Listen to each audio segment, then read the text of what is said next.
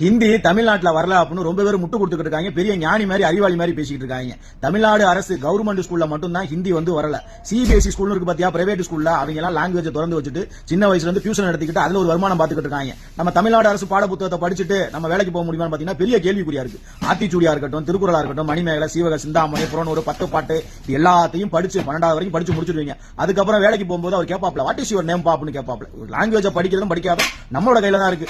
ஆங்கிலேயரை எதிர்த்து ஆங்கிலத்தை படிக்கலாமா, இந்தியாவில் இருக்க இந்தியை பேசக்கூடாது அப்படின்னு சொல்லி முட்டு கொடுக்குறாங்க. ஏன்னா தமிழ்நாட்டில் தமிழை வச்சு தான் அரசியல் பண்ணிட்டு இருக்காங்கன்னு சொன்னா யாருக்குமே புரியாது. பெரிய பெரிய அரசியல்வாதியா இருக்கட்டும், ஆக்டரா இருக்கட்டும், அவங்க எல்லாம் பாருங்க தமிழ்நாட்டில் கவர்மெண்ட் ஸ்கூல்ல படிக்கிறாங்க, அவங்க பிரைவேட் ஸ்கூல்ல சிபிஎஸ்இ படிச்சுட்டு இருக்காங்க. நீட் எக்ஸாம் முடிக்க சொல்றீங்க, அதுக்கான எஜுகேஷன் சிஸ்டத்தை மாத்த சொல்லுங்கடா அப்படின்னா மாத்த மாட்டாங்க.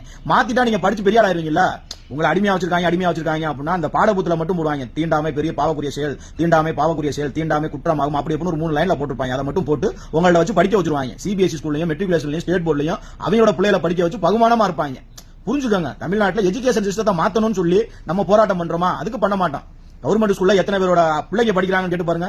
அன்றாட காட்சியா இருப்பாங்க, மிடில் கிளாஸா இருப்பாங்க, ஏழையா இருப்பாங்க. ஏழையா இருந்தா கூட இப்ப எப்படியாவது காசு பணத்தை கட்டி பெரிய பெரிய ஸ்கூல்ல படிக்க வைக்கணும் நினைப்பா இருக்காங்க. ஏன் அப்படின்னா கவர்மெண்ட் ஸ்கூல்ல சரியான எஜுகேஷன் சிஸ்டம் இல்ல அப்படின்னு தெரிஞ்சு வச்சு பள்ளிக்கூடத்துக்கே கஞ்சா கொண்டு போறாங்க. சின்ன சின்ன பள்ளியெல்லாம் வாயில கூலி போச்சுட்டு பான்பாக போட்டு துப்பிக்கிட்டு இருக்காங்க. இந்த மாதிரியான பள்ளிக்கூடத்துல போய் பிள்ளைகளை படிக்க வைப்பாங்க. நீங்க படிக்க வைப்பீங்களா?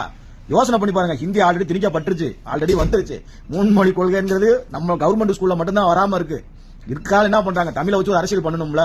ஆத்திச்சூடி, திருவள்ளுவர் இவங்கள பத்தியா வச்சு நம்ம மூல முடுக்கு இவங்கள பாத்துக்கிட்டு இருக்கோம். தமிழுக்காண்டியும் தமிழ் பேசுற மக்களுக்காண்டியும் தமிழுக்காண்டி போராட்டம் பண்றவங்களோட சிலையை பாத்தீங்க அப்படின்னா மூல முடுக்குல இருக்கும். மூல மூளைக்கு பாத்தீங்க அப்படின்னா அவங்களோட அரசியல் தலைவர்களுக்கு தான் மண்டபமும் கோயிலும் மூல மூளைக்கு சிலையும் எங்க பார்த்தாலும் அந்த அரசியல் விளம்பரங்களும் போஸ்டர் தான் ஒட்டிருப்பாங்க. நீங்க பாத்துருப்பீங்க. இதெல்லாம் பார்த்து ஒரு குழந்தை தமிழ் படிச்சு நீங்க தமிழுக்காண்டி கொடுக்குற முட்டு தாங்க முடியலப்பா. என்னோட மனசுல பட்ட விஷயத்த நான் ஓப்பனா பேசினேன்.